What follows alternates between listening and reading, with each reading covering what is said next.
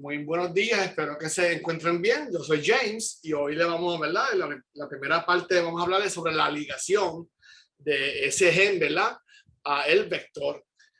Antes de continuar, quería mencionarle, ¿verdad? De lo que Héctor le acaba de explicar, que fíjate que esas dos, la parte de las micropipetas, ese laboratorio y el laboratorio de electroforesis, son dos laboratorios, ¿verdad? Que se pueden también utilizar en las clases de química, ¿verdad? Porque fíjate que el de micropipeta es muy bueno para cuando se habla de conversiones en la parte de química, ¿verdad? Y el de electroforesis es otro que se puede hablar mucho cuando se habla de separación de muestras en la clase. ¿Ve? Algo que yo hago en el salón es que yo doy 3 ejemplos, ¿verdad? Usamos, ¿verdad? Cómo separar muestras o soluciones, perdón. Y algo que les enseño es cómo lo hace la Kellogg's, lo de los cereales, ¿verdad? Porque eso sigue siendo una mezcla, ¿verdad? Es de grano, pero sigue siendo una mezcla. Y les enseño cómo se separa al nivel macro, que es bien grande, ¿verdad? Después vemos cómo tú separarías sal de agua, ¿verdad? Mediante la evaporación, que la separa. Y luego vemos cómo podemos separar la molécula usando electroforesis. ¿Ves? O sea que, nada, solamente para recordarles que los materiales, ¿verdad? Los módulos del programa, usted los puede utilizar, ¿verdad? En diferentes áreas. No tiene que ser siempre, ¿verdad? Para la cuestión de la expresión de la proteína. ¿Ok? Pues nada. Vamos ahora a hablar un poquito, ¿verdad? De la ligación. Y fíjate que la vez pasada, como dijo muy bien esto, ¿verdad? Pues lo último que hicimos fue hacer ese corte. Así que la vez pasada, nosotros teníamos un vector, ¿verdad? Que le llamábamos el pecan, ¿verdad? Y lo que hicimos fue que básicamente ese vector pecan tenía un gen, y es un gen de fluorescencia. Y como, ¿verdad? Hablamos la semana pasada, nosotros utilizando enzimas de restricción, básicamente nosotros cortamos, ¿verdad? El gen para sacarlo del vector. Y como lo podemos ver aquí, ahora tenemos esa secuencia sola. Y también lo otro que hicimos fue que abrimos el otro vector, que era el peara, lo abrimos, ¿verdad? Como lo tenemos aquí. La intención, ¿verdad? Al final y al cabo era insertar este gen, insertarlo en el vector, ¿verdad? Y este proceso de aquí, ¿verdad? De inserción es lo que le llamamos, ¿verdad? La ligación. Así que fíjate, ¿verdad? Porque la idea al final, como dijo Héctor, es que vamos a sacar el gen, lo vamos a introducir en un vector para luego ponerlo en una proteína, en una bacteria, que es lo que Carlos les va a hablar luego, que se llama transformación, ¿ok? Para luego expresar esa proteína, purificarla y obtener nuestra proteína de interés.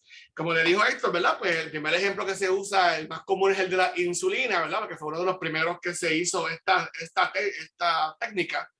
Fíjate que la insulina ahora, ¿verdad? En los últimos años ha habido, ¿verdad? Un issue sobre los costos, etcétera. Pero en estos días ahí está un proyecto, ¿verdad? Como si fuera un open source para producir la insulina, ¿verdad? Y la idea es ¿verdad? Que si ellos logran hacer cómo producirla, ellos poder pasarle esto a otras compañías que la puedan hacer. De igual forma, Walmart está interesado en producir insulina. Así que nada, simplemente ¿verdad? Dándoles una idea de cómo el mundo va a ir cambiando poco a poco, ¿verdad? Porque la insulina pues es algo que ¿verdad? Que muchas personas necesitan. Así que, primero que nada, ¿verdad? Antes de continuar, ¿verdad? La idea principal sería, ¿verdad? Definir qué es un vector, ¿verdad? Entonces, que cuando hablamos de vectores, ellos básicamente provienen de los plásmidos. Y un plásmido es un DNA extracromosomal bien pequeñito, ¿verdad? Mucho más pequeño en comparación con el único cromosoma que tiene una bacteria, ¿ok? Y algo particular de estos vectores, ¿verdad? de estos plásmidos es que van a tener ciertos genes, ¿verdad? Que pueden conferir a la bacteria ciertas ventajas, ciertas adaptaciones.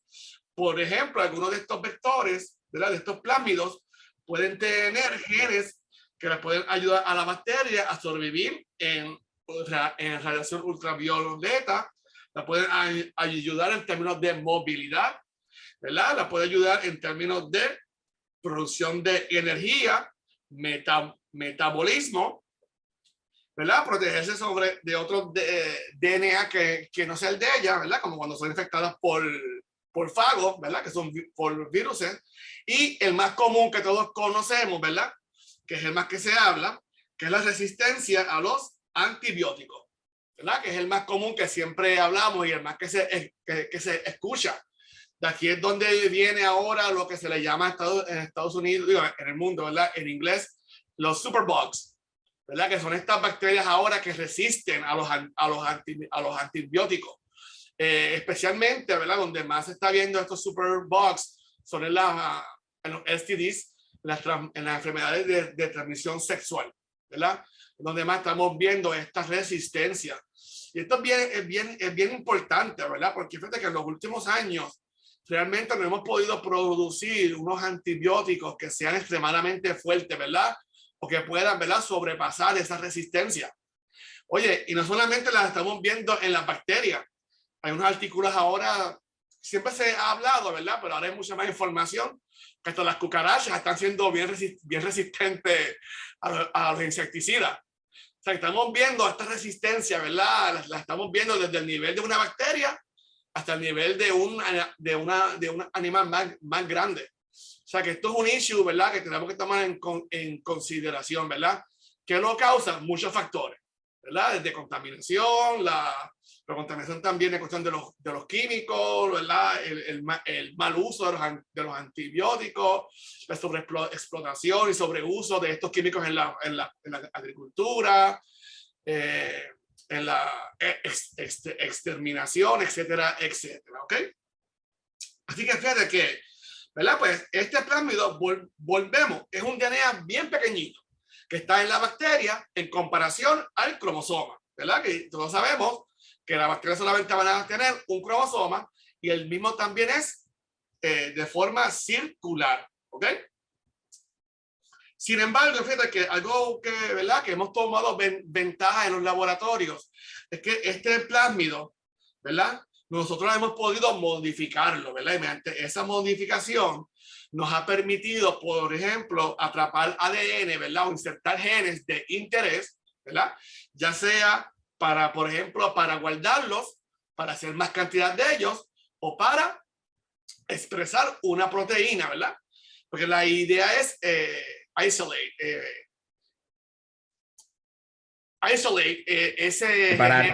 separar, ¿verdad? Ese gen de forma sola, que no tengamos muchos genes juntos, ¿verdad? Porque fíjate que si tenemos muchos genes juntos, al final, cuando vayamos a purificarlo, ¿verdad? Vamos a tener que separar demasiadas de proteínas. Y la idea es facilitar ese proceso. Así que, ¿verdad? Pues en ese vector, ¿verdad? Que vamos a modificar, donde vamos a atrapar, manipular, replicar, ¿verdad? O expresar un gen. La idea es, ¿verdad? Que vamos a coger el plásmido, que ahora vamos ahora a llamarle un vector, ¿verdad? Porque ya lo vamos a modificar, ¿verdad? Ya lo vamos a utilizar para nuestro propio uso. Así que la idea es, vamos a cortar un gen de interés, ¿verdad? Una secuencia de ese ADN. En nuestro caso, es el gen de Red Fluorescent Protein, de la proteína fluorescente de color roja, ¿verdad? Así que lo que vamos a hacer es que lo vamos a cortar, vamos luego a utilizar un vector y lo vamos a abrir, ¿verdad? Como podemos ver aquí, ¿verdad? Utilizando las enzimas de restricción, que son, como dijimos la semana pasada, nuestras tijeras moleculares, ¿verdad? Con la intención de abro el vector y luego insertar ese gen en el vector, ¿verdad? Y luego, una vez se ha insertado, lo vamos a pegar completamente mediante la ligación, ¿ok? Fíjate que ciertos vectores como les mencioné hace un momentito, los usamos solamente para almacenar ese gen, ¿verdad? Porque es un gen que vamos a utilizar muchas veces durante el año, ¿verdad? Lo vamos a, y queremos guardar múltiples copias de. Así que usamos un gen, un vector de clonaje para guardar ese gen, para guardarlo en el freezer, ¿verdad? Hasta el momento que sea necesario. Pero también utilizamos ese vector de clonaje, ¿verdad? Para hacer replicación de el mismo. O sea, tener muchas copias para solamente hacer copias, ¿verdad? Y estas copias luego las podemos usar, por un ejemplo, para ser secuenciadas, ¿verdad? Y ver, ¿verdad? La secuencia que está en ese gen, ¿verdad? Sin embargo, también podemos tener un vector de expresión. Cuando tenemos un vector de expresión, aquí la idea, ¿verdad? No es guardar el gen. Aquí la idea es mover ese gen a una bacteria y tomar ventaja de ese mecanismo, ¿verdad? De transcripción y traducción de la bacteria para producir la proteína. Este es el vector de expresión, es el que vamos a utilizar cuando queremos hacer la insulina. ¿Ok? Así que guardamos el gen en el vector de clonaje y cuando queremos hacer la proteína, o por ejemplo la insulina o la proteína fluorescente de color roja, pues vamos a utilizar un vector de expresión. ¿Ok? Y fíjate, como hablamos la vez pasada, en la vez pasada lo que hicimos fue, ahora más en detalle, utilizamos el vector de expresión, ¿verdad? Y nosotros lo cortamos, ¿verdad? Para abrirlo. Si ustedes se fijan, cortamos acá y cortamos acá, ¿verdad? Y utilizamos dos enzimas de restricción, la HindD3 y la BAM-HI, ¿ok? Esas enzimas cuando la cortamos nos produjeron, ¿verdad? Un pequeño fragmento, ¿verdad? Y nos producieron otro fragmento mucho más grande, que es el que luego vamos a utilizar para expresar la proteína. Cuando nosotros estemos en el laboratorio, algo que vamos a ver es, ¿verdad? Porque siempre que nosotros hacemos este tipo de experimentos, nosotros no podemos ver lo que está pasando, ¿verdad? Todo esto pasa, ¿verdad? Tenemos que confiar que la proteína está ahí, que el gen está ahí, etcétera, ¿verdad? Esto no se ve. Así que de alguna forma tenemos que verificar que lo que hicimos es correcto, ¿ok? Así que lo que hacemos es que vamos luego, ¿verdad? Utilizar una gel, ¿verdad? Utilizando la técnica de electroforesis para ver si realmente nosotros podemos cortar ese vector, ¿verdad? Así que fíjate que aquí, podemos ver aquí, en este caso, tenemos aquí, cuando nosotros, ¿verdad? Ponemos la muestra en la gel, luego de ser cortada, vamos a obtener, el primer paso va a ser que vamos a ver una banda que representa el pedazo grande de ese vector, ¿verdad? Que sería de alrededor 4.495 pares de base. Y también en la banda deberíamos de ver este pedacito más pequeño aquí, ¿verdad? Este pedacito, que sería de alrededor unas 307 pares de bases. ¿Ok? En comparación, en el primer carril vamos a poner lo que sería un control, que sería el vector completo sin la digestión, o sea, sin haber sido cortado, ¿ok? Así que cuando hacemos esto, aquí lo que podemos ver es que aquí tenemos que el vector fue cortado, fue cortado de forma successful, en español mío, de forma correcta, ¿ok? Estamos viendo ambas bandas. En adición, el otro corte que tenemos que hacer es el corte del vector, ¿verdad? De clonaje, el vector que contiene el gen de interés, ese gen que es, ¿verdad? De la proteína fluorescente. Así que para esto, nosotros, básicamente, cortamos aquí, ¿verdad? Cortamos aquí, utilizando las mismas enzimas, BAM-HI, HindD3.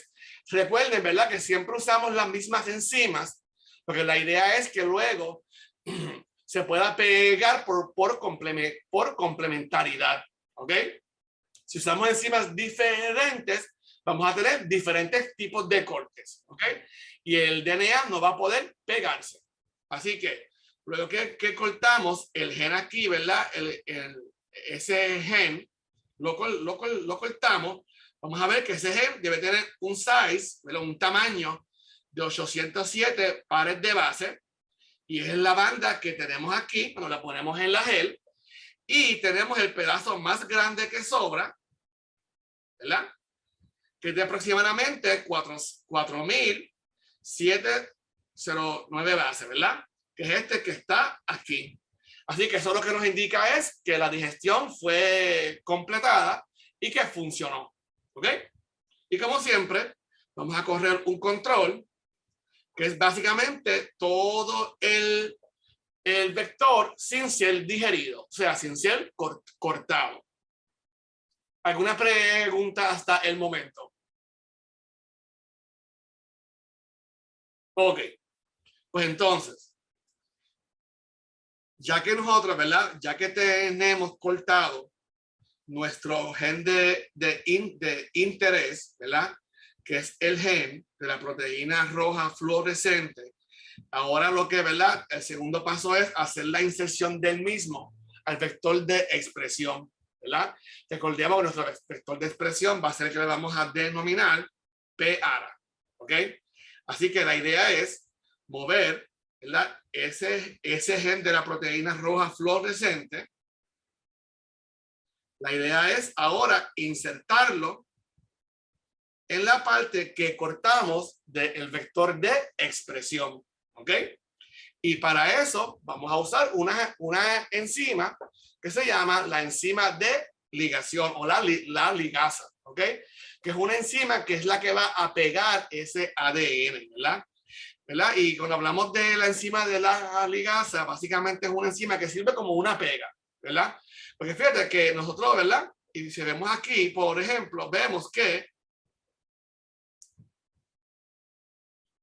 primero, ¿verdad? Cuando se inserta ese gen, ¿verdad? En ese vector, primero los nucleótidos, como podemos ver aquí, se van a unir por complementariedad, ¿verdad? Ellos van a unirse mediante enlaces de puentes de hidrógeno, ¿verdad? Pero eso no es completamente pegar ese ADN.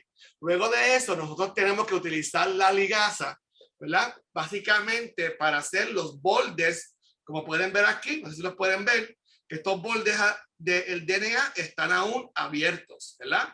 Porque la idea es que la ligasa una estos bordes mediante, ¿verdad? Uniendo y haciendo enlaces de fosfodiéster, ¿verdad? Como sabemos, ¿verdad? Que es la parte del nucleótido que queda hacia las afueras del DNA. Así que una vez hacemos eso, se pegan por complementariedad, la ligasa va a hacer el resto, ¿ok? Y va a unir ese borde del DNA, ¿verdad? Esos enlaces va a crear esos enlaces de fosfodiéster. Sin embargo, es bien importante, ¿verdad? Que recordemos que como toda enzima siempre va a tener un pH óptimo y una temperatura óptima, ¿verdad? Que es la temperatura y el pH en la que la enzima mejor trabaja. Así que durante este proceso de ligar ese gen al vector de expresión, tenemos que, ¿verdad? Recordar que vamos a tener que tener un pH óptimo, ¿verdad? Y este pH óptimo, ¿verdad? Como lo obtenemos es utilizando el buffer, ¿ok? Y el buffer es una solución amortiguadora, ¿verdad? Que utilizamos en el laboratorio. Y la idea es de tener ese pH, ¿verdad? Alrededor de, ¿verdad? De 7, 7,8. ¿Cuánto es el pH de esta? 7.5, 7.8 por ahí. ¿Verdad? Que está más o menos por ahí. Es decir, 7.5 y 7.8, ¿ok? Es más o menos el pH, ¿verdad? Que se debe de mantener y una temperatura óptima de 40 grados Celsius, ¿verdad? Como podemos ver aquí. Si usted está menos o más de esa temperatura, pues la enzima va a trabajar menos o no va a trabajar tan bien, ¿verdad? Óptimamente. Así que la idea es que es bien importante que cuando hagamos estos experimentos en el laboratorio, mantener específicamente estas condiciones, ¿ok? Para garantizar la ligación. ¿Por qué específicamente? La realidad es que las ligaciones no son 100% efectivas, ¿ok? Así que es bien importante que maximicemos el proceso lo más que podamos, ¿verdad? Para obtener el mayor producto. Ahora, ¿qué sucede? Si recordamos, nosotros cortamos el vector de clonaje, ¿verdad? El vector de clonaje que contenía el gen de interés, y cortamos también el vector de expresión, donde vamos a insertar ese gen. Pero al final del día, fíjense, ¿verdad? Que vamos a tener en esa mezcla, ¿verdad? De ADN, vamos a tener el pedazo del vector del gen, que es un pedazo de DNA. Vamos a tener el pedazo que sobra de ese vector de expresión, que es otra secuencia de ADN. Vamos a tener el pedacito de cuando cortamos el vector de expresión, que es una tercera secuencia de ADN, y vamos a tener también el vector de expresión per se que vamos a utilizar, que sería una cuarta secuencia de ADN. Recordemos que todas estas secuencias van a estar todas juntas en el mismo tubo, ¿ok? Así que, y todas fueron cortadas con la misma enzima, ¿ok? Así que lo que estamos diciendo con esto es que cuando pongamos la número 1, la número 2, la número 3 y la secuencia número 4 en el tubo, ¿verdad? Que vamos a utilizar para la reacción de ligación, y como todas fueron cortadas con la misma enzima, vamos a generar diferentes combinaciones, ¿verdad? De ligación. Así que vamos a tener un ejemplo, podemos tener el vector solo, ¿verdad? Una secuencia sola. Y como podemos ver aquí en las adicionales, vamos a tener diferentes, ¿verdad? Ligaciones, ¿ok? Y como digo, diferentes ligaciones, a lo que me refiero es que por ejemplo, la secuencia 2 se puede pegar con la secuencia 3. La secuencia 1 se puede pegar con la secuencia 4, que de hecho es la que buscamos. La secuencia 3 se puede pegar con la secuencia número 2, etcétera, etcétera. O sea que vamos a generar muchas combinaciones. La combinación ideal que buscamos es la combinación que tenemos aquí. Una de Peara que tenga un tamaño de 5.302 pares de bases. ¿Ok? ¿Y cómo hacemos esto? Luego que hacemos, ¿verdad?, la ligación, vamos a correr una gel, ¿verdad? Y en esa gel vamos a buscar la banda que sea del tamaño de 5.302. Así que la idea es que vamos a correr la gel, ¿verdad? Vamos a poner nuestra ladder o nuestra escalera. Recuerden que la escalera, como les dijo Carlos la vez pasada, va a tener una banda de tamaño predeterminado, ¿verdad? Así que la idea es que nosotros cuando pongamos nuestra muestra, y esta muestra va a tener toda nuestra muestra de ligación, ¿verdad? Recordemos que va a tener, esta muestra va a tener todas estas posibles combinaciones, ¿ok? Así que cuando corramos la muestra, vamos a tener diferentes tamaños, ¿verdad? La idea es buscar la banda que tenga de 5.302 pares de bases. Y eso va a decir que nuestra ligación funcionó y que al menos tenemos el gen insertado en el vector de expresión. ¿Ok? Ahora, lo tenemos ahí, está insertado y tenemos, ¿verdad?, la combinación que estamos buscando, ¿verdad? La ligación que estamos buscando, ese ADN recombinante que queremos. Pero ¿cómo verdad? Ahora tenemos que separarlo, ¿verdad? Filtrarlo de todos los demás. Fíjate que la idea es, ¿verdad? Que ese vector de expresión va a tener también otro gen. Y uno de ellos va a ser el gen de ampicilina, ¿ok? Así que la idea es que, ¿verdad? Cuando nosotros cuando se muevan este vector, ¿verdad? Con el gen dentro de una bacteria mediante el proceso de transformación, ¿verdad?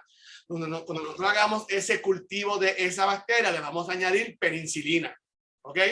Y solamente las bacterias que tengan el vector de expresión con el gen deseado son las que van a sobrevivir, ¿ok? En adición a eso, le vamos a añadir otro gen de arabinosa, ¿ok? Que es la que luego va a hacer que se produzca la proteína roja. Así que en este caso vamos a tener 2 etapas, básicamente, para corroborar, ¿verdad? Y para garantizar que solamente vamos a tener la proteína deseada, vamos a tener un vector, el cual le vamos a, ¿verdad? Va a tener el gen de ampicilina y el gen de arabinosa.